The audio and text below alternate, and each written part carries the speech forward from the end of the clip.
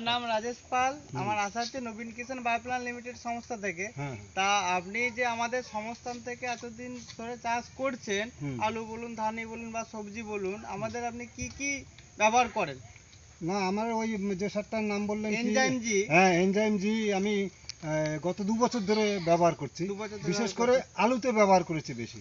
কিন্তু সেই আলুতে মোটামুটি আমার আগে দেখতাম আমি ওই লাগাবার পরপর আলু গাছ ঝিমিয়ে যেত, কিছু হলুদ পাতা হতো, সেই ধরনের রোগের ব্যাপারে একবারে নিশ্চিন্ত। কোনো সময় আলুর আপনার যে আগে যেমন পোস্ত, হ্যাঁ হ্যাঁ, না তারপরে আলু আমরা যেরকম একটু জল যদি কোথাও হালকা একটু বেশি টেশি হয়ে যেত, আলু পচা রোগটা দেখা দিত।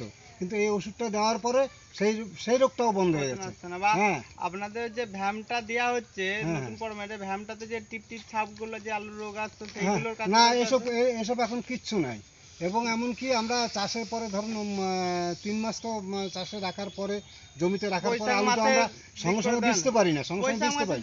হ্যাঁ, বৈশাখ মাস দিকে বিক্রি করি আমরা, এই 1.5-2 মাস রেখে দিই গাদাতে। তাতেও আমার একটা আলু পচে না। মোটামুটি হয়তো আমি 400 বস্তা আলু বেচেছি, 400 বস্তাতে আমার 10 বস্তা নষ্ট হয়েছে। হ্যাঁ, তাছাড়া এমনি নষ্ট হয় না, সেটা গরমে নষ্ট হয়েছে। হ্যাঁ, কিন্তু অন্যবার আমাদের গাদা শুদ্ধ পচে। না তুমি কথা ওই সারটা দিয়েছিলা? হ্যাঁ, দিয়েছি। সারটা ভালো, সারটা আলুটা আমিও দিয়েছি। ওই তো ওদের দেখা দেখে আমি দিয়েছি, আমার ভাইপো। দাম বাড়াইছে 200 টাকা। হ্যাঁ, এদিকে না, দাম বাড়িয়েছে বলতে বলি গাদা সাফ হয়ে যেত আলু পৌঁছে, এবার আলুই পচে না, আমার গাদাতেও পচে না।